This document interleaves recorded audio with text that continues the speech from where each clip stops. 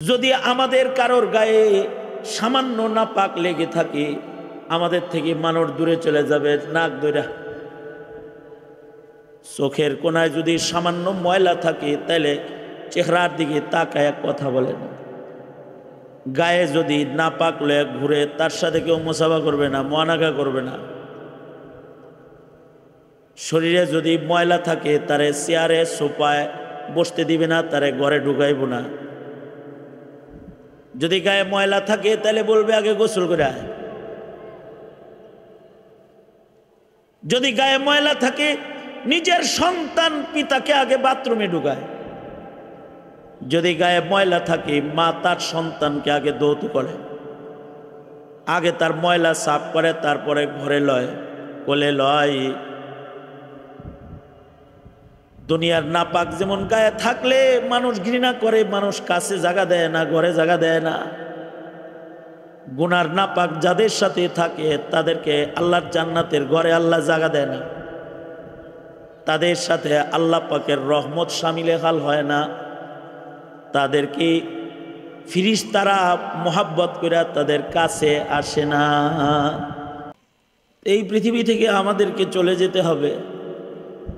যাওয়ার আগে যদি মাগফিরাত নিয়ে যেতে পারি, তাইলে নিরাপদ। আর যারা মাগফিরাত নিল না, তাদের জন্য বিপদ। নবীদের জিন্দেগিতে কোনো গুনাহ নাই, নবীরা মাসুম। নবীদের ছাড়া বাকি যত মানুষ আছে, সবার জীবনেই গুনাহ আছে। নবীদেরকে আল্লাহ তাআলা আল্লাহর কুদরত দিয়ে হেফাজত করেছেন। কোনো গুনাহ নাপাকের ছোঁয়া আল্লাহর মনোনীত পয়গম্বরদের গায়ে আল্লাহ লাগতে দেননি। এছাড়া মানুষ যা আছে, সবার জীবনে গুনাহ আছে। কিন্তু সফল হইল তারা যারা মরার আগেই মাগফিরাতটা নিয়ে নিল আল্লাহর কাছ থেকে। যা গুনাহ হয়েছে, তার থেকে রবের কাছ থেকে মাগফিরাত নিয়ে নিছে, তো সে সফল হয়ে গেছে। কারণ যারা আল্লাহর কাছ থেকে মাগফিরাত নেয়, তওবা করে, তারা গুনাহমুক্ত হয়ে যায়। কায়াউমিন ওয়ালাদাতহু উম্মুহু, তাদের মা যেন কেমন যেন তাদেরকে কেবল প্রসব করেছে এমন হয়ে যায়, যে তাদের কোনো গুনাহ থাকে না। আর গুনাহ যখন মুছে যায়, তখন সে নিরাপদ হয়ে যায়। কারণ যারা গুনাহমুক্ত হয়ে গেল, তারা জান্নাতে ঢোকার উপযুক্ত হয়ে গেল। জান্নাত গুনাহমুক্ত মানুষের জন্যই আল্লাহ বানাইছে। উইদ্দাত লিল মুত্তাকিন। একটা গুনার নাপাক সহ জান্নাতে যাওয়া সম্ভব না। একটা গুনার নাপাক সহ আল্লাহর জান্নাতে যাওয়া সম্ভব না। আল্লাহ তাআলা পাক, আল্লাহর জান্নাত পাক। জান্নাতে তারাই যাবে যারা পাক বান্দা হবে, পবিত্র হবে, যাদের আমলনামা হবে পাক, যাদের আমলনামার গুনাহ মুছবে, যারা পবিত্র আমলনামার মালিক হবে, তারা পবিত্র জান্নাতে ঢোকার উপযুক্ত হবে। যতক্ষণ না পর্যন্ত গুনার নাপাক থেকে কেউ পুত পবিত্র না হবে, ততক্ষণ পর্যন্ত আল্লাহর জান্নাতে ঢোকার উপযুক্ত বান্দা হবে না। এজন্যে বান্দাকে আল্লাহ বলেন মাগফিরাতের দিকে দৌড়াও, মাগফিরাত নাও, মাগফিরাত। এই জিনিসটা আমরা বুঝি না, কিন্তু সাহাবীরা বুঝে। সাহাবীরা বুঝছে বিদায় সাহাবীরা সবাই মাগফুর, মাগফিরাত নিছে।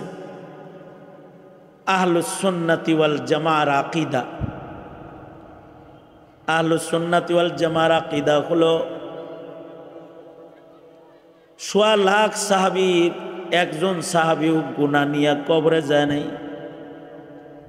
সাহাবায়ে কেরাম সবাই আল্লাহর কাছ থেকে মাগফিরাত নিয়ে নিয়েছেন। আল্লাহ পাক তাদের উপরে রাজি হয়ে গেছেন। তাদের জীবনে গুনাহ হয়েছে, কিন্তু গুনার নাপাক সহ তারা কেউ কবরে যায় নাই। গুনার নাপাকিকে মুইসা আল্লাহর কাছে মাহবুব হয়ে তারা কবরে গেছেন। এ কারণে সাহাবীদের ঈমানটা আল্লাহর কাছে পছন্দের। উলাইকা হুমুল মুমিনুনা হাক্কা। তারা গুনাহ করে নাই, গুনাহ নিয়া তারা কবরে যায় নাই। যদি গুনাহ হয়েছে তো এই গুনাহকে দুনিয়ার মাটিতেই মাগফিরাত নিয়ে নিছে। জাহান্নামে যাইতে কতগুলো গুনাহ লাগে? জাহান্নামে যাইতে অনেক গুনাহ লাগে না। আহলুস সুন্নাতি ওয়াল জামার এটাও একটা আকীদা, এটা একটা বিশ্বাস। একটা কবিরা গুনাহ বান্দার দোজখে যাওয়ার জন্য যথেষ্ট। একটা কবিরা গুনাহই যথেষ্ট। যদি একটা কবিরা গুনাহও কারোর কবরে যায়, তো কবিরা গুনাহ এত ভয়ঙ্কর জিনিস যে একটি কবিরা গুনাহ দোজখের আগুনে যাওয়ার জন্য যথেষ্ট।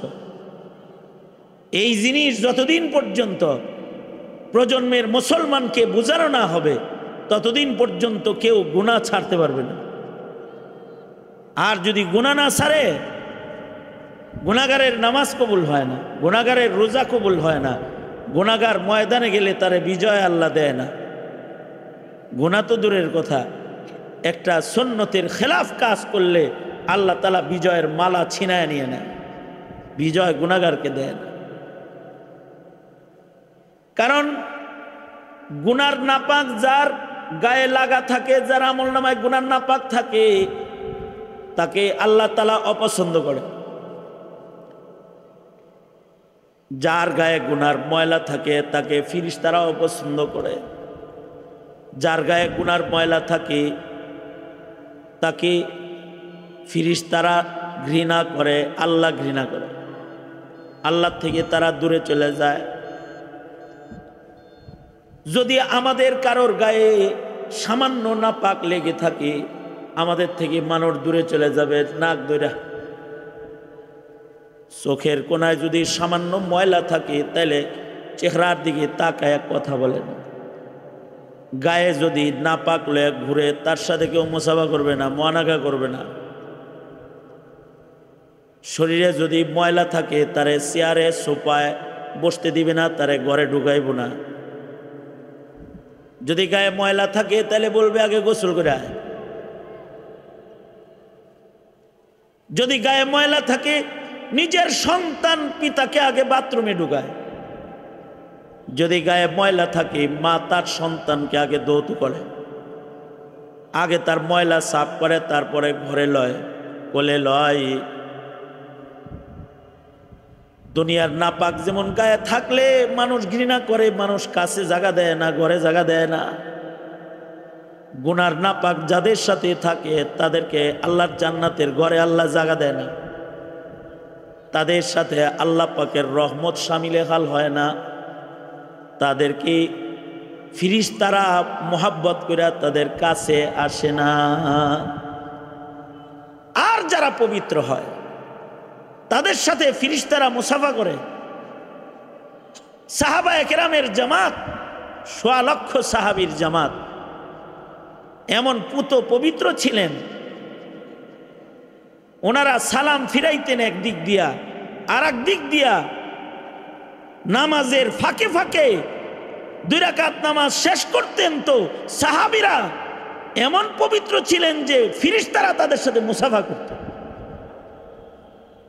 এই পবিত্রতা তাদের লিবাসের, সাজসজ্জার আর মেকআপের সৌন্দর্য না, এটা তাদের আমলের আর তাদের আমল নামার পুত পবিত্র হালাতের সৌন্দর্য। এজন্য এই পৃথিবীর যত মানুষ আছে, সব মানুষ 2 ভাগে ভাগ হয়ে যাবে মরার পরে। যারা পবিত্র তারা আল্লাহর জান্নাতে ঢুকে যাবে, আর যাদের গায়ে নাপাক আছে তাদেরকে আল্লাহ তাআলা ধৌত করার জায়গায় ঢুকাবে, ধৌত করার জায়গায় ঘরে ঢুকাবে না। হয়তো নিজের গুনাহ দুনিয়ার মাটিতে চোখের পানি দিয়ে বান্দা ধুইবে, ধুয়া পাক হয়ে কবরে যাবে, সোজা জান্নাত পাবে। আর যদি গুনাহ সহ যায় তাহলে আগুন দিয়া পুইড়া তাজকিয়াতান ঈমান থাকলেও তাকে দোজখের আগুনে আল্লাহ পোড়া দিবে। যদি তার ঈমান থাকেও, সে কালিমাওয়ালা, তার ঈমান আছে, এরপরেও তাকে দোজখের আগুনের ভিতরে পুরবে। কেন? তার গুনার নাপাক গায়ে আছে। নাপাক সহ জান্নাতের ঘরে কাউকে জায়গা দেওয়া হয় না, কেউ যেতে পারবে না। একটা গুনাহ হইলেই হবে, একটা কবিরা গুনার কারণেও দোজখের আগুনে যাওয়া লাগতে পারে, যদি না মহান আল্লাহ মাফ না করেন, তাইলে তাকে দোজখের আগুনে নিক্ষিপ্ত হইতে হবে। এই কারণেই একটা গুনাহ যেন না হয়, একটা গুনাহ যেন আমল নামায় না রয়। নিজের অজান্তেও যদি গুনাহ হয়ে যায় তাও বলবে রব্বানা লা তুআখিযনা ইন নাসিনা আও আখতানা। আল্লাহর কাছে বলতে থাকবে, আল্লাহ ভুলেও যদি কিছু করে থাকি গুনাহ, এটাও আপনি আমল নামার থেকে মুছা দেন। আল্লাহর কাছে এটা বলতে হবে। এটা বান্দা যদি রবের কাছে পৌঁছতে চায়, রবের ঘর জান্নাতে যদি ঢুকতে চায়, তাহলে তার এরকম হইতেই। মনে মনে ভাবতে পারেন, হুজুর একটা গুনার কারণে কি এত নিকৃষ্ট বান্দা হয়? এই আপনারা কি আমার কথা শুনতেছেন? তো সামনে যারা আছেন রাগ হইছেন, আপনারা এইদিকে থাকেন। সারা দুনিয়া কিয়ামত হয়ে যাক, সামনে আছেন আপনারা এইদিকে থাকেন, আমি আপনাদের দিকে আছি। আমি আপনাদেরকে খেতাব করে করে কথা বলতেছি, সুতরাং আপনারা এইদিকে থাকেন। মনে মনে ভাবতে পারেন, একটা গুনার কারণে রব এত নারাজ হবে? হ্যাঁ, একটা আকার একার রস্যিকারের কারণে অর্থ বদলায়, একটা ফুটার কারণে, প্রশ্নবোধক একটা চিহ্নর কারণে লেখা নিয়ে তোল কালাম হয়ে যায়, একটা ফুটার কারণে। একটা নুক্তার কারণে অর্থ পাল্টায়, তাহলে একটা গুনার কারণে তকদির কেন পাল্টাবে না? গুনাহ কি ছোট জিনিস? একটা নুক্তার কারণে অর্থ পাল্টায়। এক নুক্তা নে মুঝে মুহরিম সে মুজরিম বানা দিয়া। এক নুক্তা নে মুঝে मुहरिम से मुजरिम बना दिया। मैं दुआ करता रहा और वो दगा समझता रहा। एक नुक्ता ने मुझे मुहरिम से मुजरिम बना दिया। मैं दुआ करता रहा और वो दगा समझता रहा। একটা নুক্তার কারণে মুহরিম হয়ে যায় মুজরিম। মিম হা রা মিম মুহরিম, এখানে খালি একটা ফুটা লাগছে, মিম জিম রা মিম মুজরিম। একটা নুক্তা যদি না থাকে, হালতে ইহরামে আছে, গুনাহ খাতার টাচ নাই, কেবল তওবা কইরা কাবা করে দাঁড়ায় রইছে, এখন কোনো গুনাহ খাতা লাগে নাই, সম্মানী হয়ে গেছে। আবার ইহরামটা খুললা তওবার পরে একটা নুক্তা লাগায়া লাইছে, একটা মিথ্যা কথা বলেছে, একটা কবিরা গুনার সাথে তার টাচ লেগে গেছে। তো একটা কবিরা গুনার কারণে সম্মান থেকে অসম্মানী হয়ে যাবে, ছিল সম্মানী এবার হয়ে যাবে অপরাধী মুজরিম।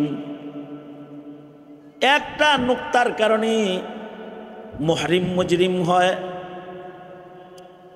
একটা নুক্তার কারণে দোয়া দাগা হয়। দোয়া করা, কারোর কল্যাণ কামনা করা, আইনের উপরে একটা নুক্তা লাগছে, দাগা হয়ে গেছে, অর্থ পাল্টায় গেছে, অকল্যাণ কামনা করা, ক্ষতি করা। একটা নুক্তার কারণে যেমন অর্থ পাল্টায়, আকার একার রস্যিকার রস্যকারের কারণে যেমন লেখা পাল্টায়, একটা দাড়ি কমার কারণে যেমন লেখা পাল্টায়,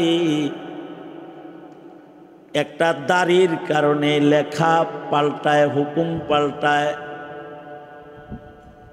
লেখছে এখানে পেশাব করিবেন না,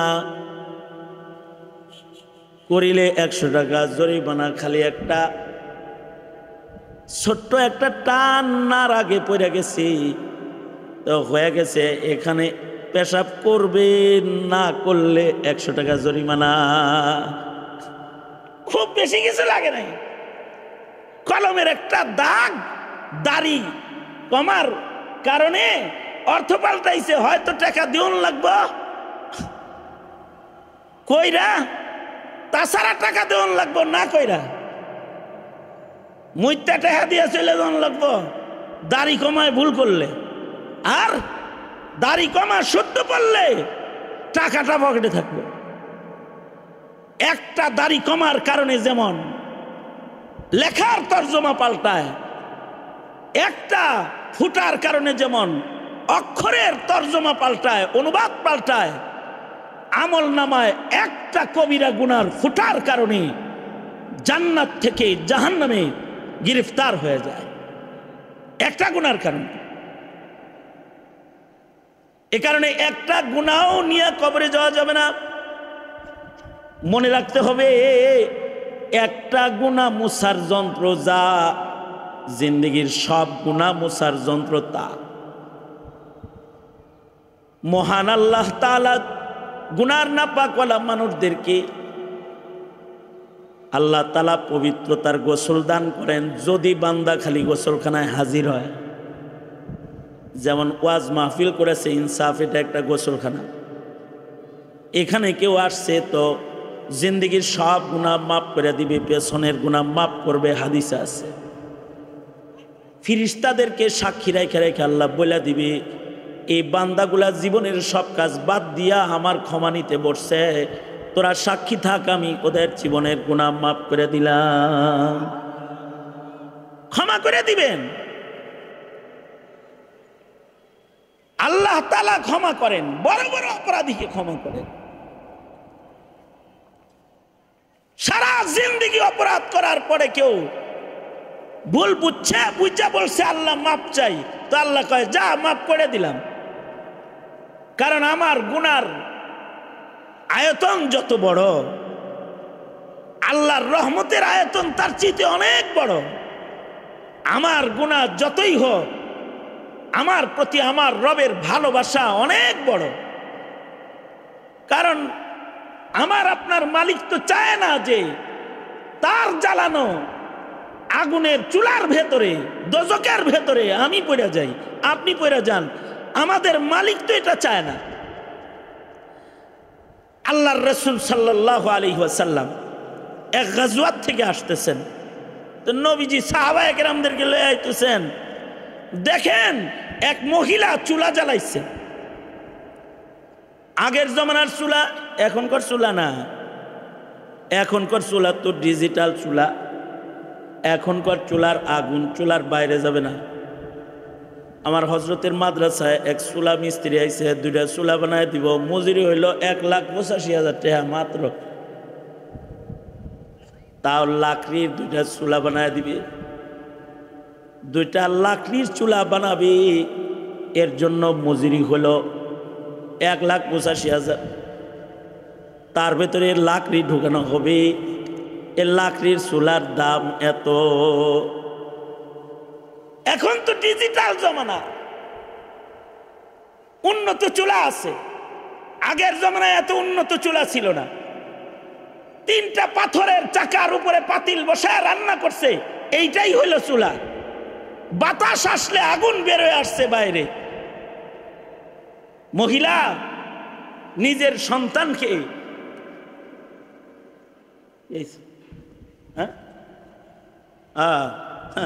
এই যে পানি आ गया तो तयम्मुम खत्म। বাবা আয়া বলছে, তা আমার বয়ান করার হিল্লত নষ্ট হয়ে গেছে। সংক্ষেপে 2টা কথা। আমি তো ছেলের মতন আদর করে আমারে সেই ছাত্র জমানার থেকে দেখভাল করেন আল্লামা জুনায়েদ আল হাবিব দাওয়াত বরকাত। জেলখানায় যখন 2 জন একসাথে, তখন বলতেছিলেন, আব্বারে বাবা তোর জেলটা যদি হাসিনা আমারে দিয়ে দিত তাইলেও কষ্ট কম পাইতাম, তোরে জেলে আনছে দেখে কষ্ট বেশি পাইতেছি না। আমি তো ছাত্র জমানা থেকে অসুস্থ।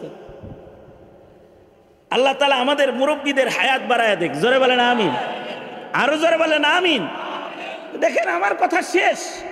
এই যে আল্লাহর রাসূল বলতেছেন, দেখো ওই যে মা চুলা জ্বালাইছে কিন্তু বাচ্চাটা খেলতে দিয়ে আসে দূরে, বাচ্চা খালি মার কাছে আসে, মা চুলা জ্বালান বাদ দিয়ে আবার বাচ্চা নিয়ে দূরে যায়। কেন যায় বলো তো?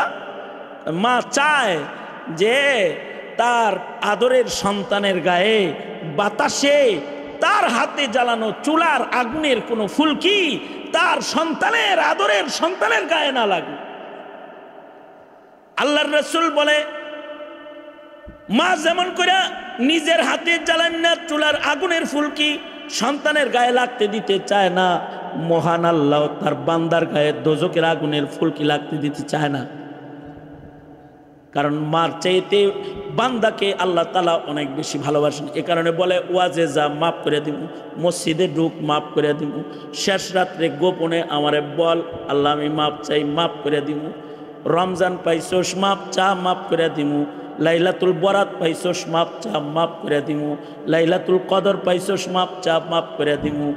যদি মাপ না নেস তাহলে কিন্তু ধ্বংস হয়ে যাবি। মহান আল্লাহ আমাদের গুনাহ থেকে গোসল করানোর জন্য বারবার আমাদেরকে আল্লাহর মাগফিরাতের পানি দান করেন।